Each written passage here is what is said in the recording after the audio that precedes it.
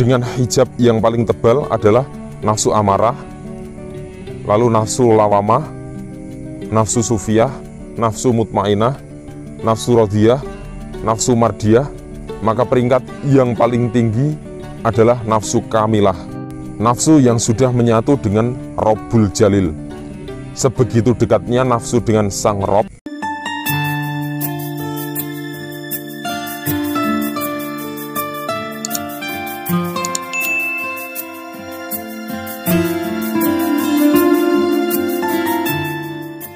Assalamualaikum warahmatullahi wabarakatuh. Bismillahirrahmanirrahim. Alhamdulillah, bertemu lagi dengan Syekh Jati Channel. Pada tema video kami kali ini, kami berusaha untuk membuka 7 tingkat nafsu.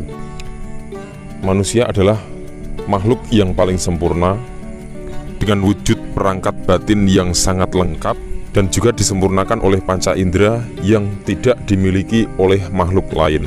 Perlengkapan keutuhan diri manusia secara batiniah juga sangatlah banyak. Di antaranya seperti pikiran, akal, hati, nafsu, rasa, sukma, jiwa, ruh, dan masih banyak lagi. Dan kali ini kita akan bahas tentang nafsu. Nafsu merupakan sebuah kekuatan emosional yang besar dalam diri, dan ini terhubung dengan pikiran manusia dan tidak diimbangi dengan kesadaran. Perlu kita ketahui bahwa nafsu juga merupakan elemen jiwa. Nafsu merupakan unsur ruh yang berpotensi mendorong pada keinginan ke arah perbuatan baik dan perbuatan buruk. Dan nafsu juga diciptakan oleh Tuhan sebagai perangkat uji manusia. Karena wujud nafsu tidak bisa terlihat oleh indera penglihatan manusia. Oleh karena itu, nafsu hanya bisa dilihat oleh mata batin. Meskipun nafsu tidak terlihat, tapi dampak dari nafsu sangat mudah dirasakan oleh banyak manusia. Nafsu tidak pernah berhenti mengiringi hidup manusia, bahkan pada saat manusia tertidur pulas, dan nafsu juga mengalir sealiran darah manusia.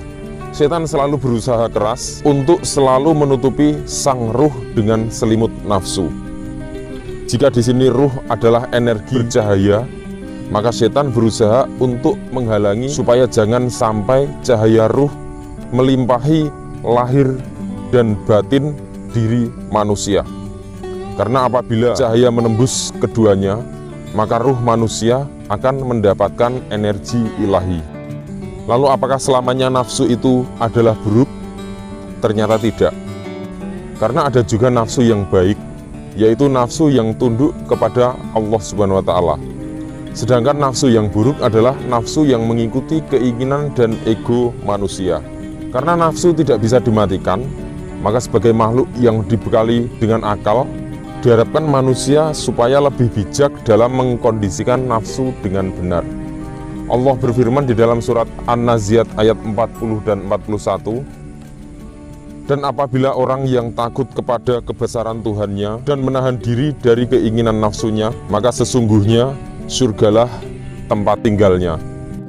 Para sahabat Syekh Jati, dalam salah satu konsep tentang penciptaan alam manusia diterangkan, sewaktu Tuhan berkenan mewujudkan sifatnya yang dinamakan Adam, yang berasal dari 4 perkara. Sabda Tuhan yang Maha Suci menerangkan, sesungguhnya aku menciptakan Adam berasal dari 4 macam unsur: anasir api, anasir udara, anasir air, dan anasir tanah, yang menjadi perwujudan sifatku.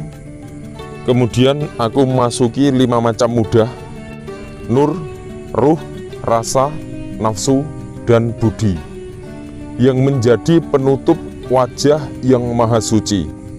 Di dalam hadis dijelaskan, masuknya mudah ada 5 macam, mulai dari ubun-ubun berhenti ke otak, turun ke mata, turun ke telinga, turun ke hidung, turun ke mulut, turun ke dada, dan tersebar ke seluruh tubuh, sempurna menjadi insan kamil. Imam besar Al-Ghazali mengatakan di dalam kitab Ihya Ulumuddin, Nafsu adalah hijab pertama manusia. Allah Subhanahu wa Ta'ala berfirman dalam surat At-Takwir ayat 7, dan apabila lautan dijadikan meluap, dan apabila ruh-ruh dipertemukan dengan tubuh. Ayat tersebut menjelaskan bahwa di dalam nafsu terdapat ruh. Dan sebagaimana hijab manusia, maka nafsu juga memiliki tingkatan-tingkatan. Syekh Muhammad Nawawi Al-Jawi membagi nafsu dalam 7 tingkatan yang dikenal dengan istilah marotibun nafsi. Antara lain, yang pertama, nafsu amarah. Tingkatan yang pertama ini ialah nafsu yang selalu mendorong manusia kepada keburukan dan kemaksiatan. Nafsu ini selalu menguasai manusia. Nafsu ini selalu bertentangan dan bertolak belakang dengan keadaan akhlak manusia itu. Allah Subhanahu wa Ta'ala berfirman dalam surat Yusuf ayat 53, dan aku tidak menyatakan diriku bebas dari kesalahan, karena sesungguhnya nafsu itu selalu mendorong kepada kejahatan, kecuali nafsu yang diberi rahmat oleh Tuhanku. Sesungguhnya Tuhanku Maha Pengampun, Maha Penyayang. Yang kedua adalah nafsu lawamah, yaitu nafsu yang sudah menjalankan perintah Allah dan menjauhi larangannya. Namun di sini masih banyak terpeleset dalam perbuatan maksiat sehingga membuatnya selalu menyesali diri. Firman Allah menjelaskan, aku bersumpah dengan hari kiamat, dan aku bersumpah demi jiwa yang selalu menyesali dirinya sendiri. Yang ketiga adalah nafsu sufiyah. Ialah nafsu yang sudah mulai mengenali kotoran-kotoran yang halus seperti riya, ujub, dengki, cinta dunia, dan lain-lain daripada penyakit-penyakit batin. Tapi ia selalu belum melepaskan diri dari kotoran-kotoran halus itu. Yang keempat adalah nafsu mutmainah, yaitu nafsu yang sudah bersih dari kotoran-kotoran halus dan telah berganti sifat-sifat tercela menjadi sifat-sifat terpuji. Nafsu mutmainah adalah jiwa yang telah mendapatkan ketenangan, telah sanggup untuk menerima cahaya kebenaran Sang Ilahi. Juga jiwa yang telah mampu menolak menikmati kemewahan, juga jiwa yang telah mampu menolak kenikmatan dunia dan tidak bisa dipengaruhi oleh hal tersebut. Nafsu ini membuat pemiliknya merasa berpuas diri dalam pengabdian kepada Tuhan. Nafsu mutmainah diartikan sebagai nafsu yang disinari cahaya Allah. Nafsu ini dapat menciptakan ketenangan jiwa bagi seseorang. Allah berfirman di dalam surat Al-Fijr ayat 27 sampai ayat 30. Hai jiwa-jiwa yang tenang, kembalilah kepada Tuhanmu dengan hati yang puas lagi diridhoinya. Maka masuklah ke dalam jamaah hamba-hambaku, dan masuklah ke dalam surgaku. Kemudian yang kelima adalah nafsu radiyah. Nafsu radiyah ialah nafsu yang telah sampai makom fana, tetapi ia masih melihat diri telah fana, sehingga dapat membawanya kepada riya. Jiwa yang telah menyerahkan diri kepada Tuhan Yang Maha Esa, rasa keikhlasan akan mampu meliputi diri dalam segala hal. Sang pemilik nafsu ini pun akan melakukan sesuatu tanpa pamrih. Nafsu radiyah berada setelah tingkat nafsu mutmainah. Kemudian yang keenam adalah nafsu mardiyah, yaitu nafsu yang telah fana dari fana dan sudah tenggelam dalam lautan tauhid. Sebuah jiwa yang sudah diridhoi oleh Tuhannya, ia dalam kondisi selalu ingat kepada Tuhannya. Dalam tingkat ini, manusia meletakkan pikirannya di atas jalan mendekati makrifat kepada Tuhannya. Ia mengenal Tuhannya dengan sebaik-baiknya dan sebenar-benarnya. Maka lahirlah sifat Tuhan kepadanya dalam sikap dan perbuatannya.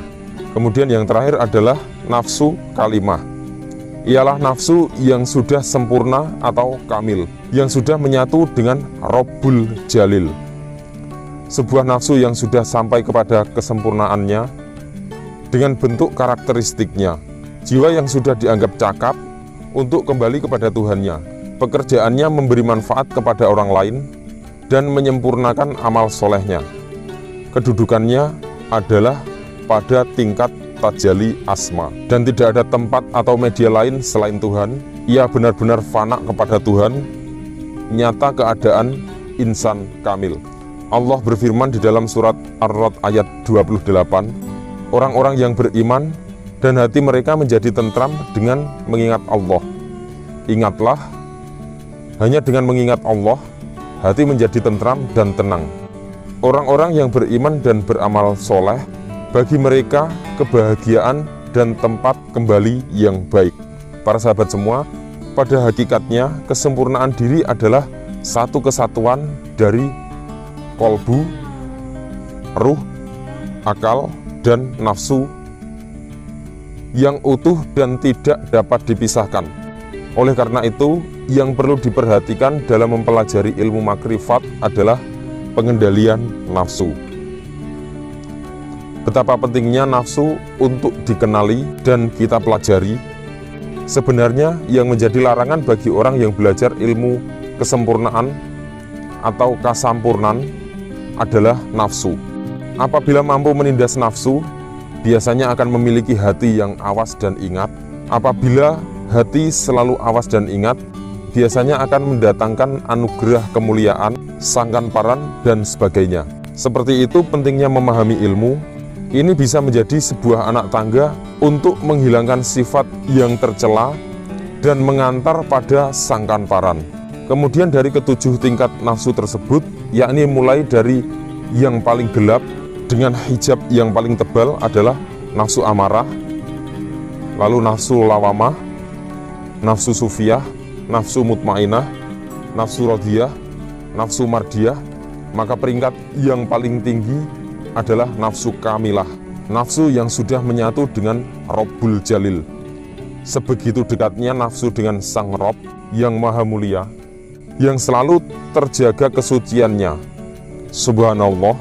Dan ternyata dalam kitab Utsman bin Hasan Asy-Syakir Al-Habawi, seorang ulama yang hidup kurang lebih di abad 13 menjelaskan, Allah Subhanahu wa Ta'ala menciptakan nafsu dan akal jauh sebelum Adam diciptakan.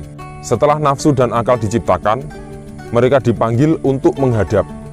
Sesungguhnya Allah Subhanahu wa Ta'ala menciptakan akal dan nafsu, maka Allah Subhanahu wa Ta'ala memanggil mereka dan berfirman.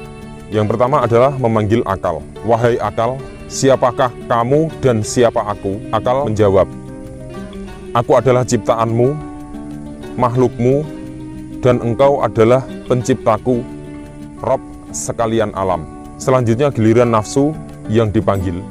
Wahai nafsu, siapakah kamu dan siapa aku? Nafsu menjawab, aku adalah aku dan kamu adalah kamu. Allah bertanya lagi, wahai nafsu, siapakah kamu dan siapa aku?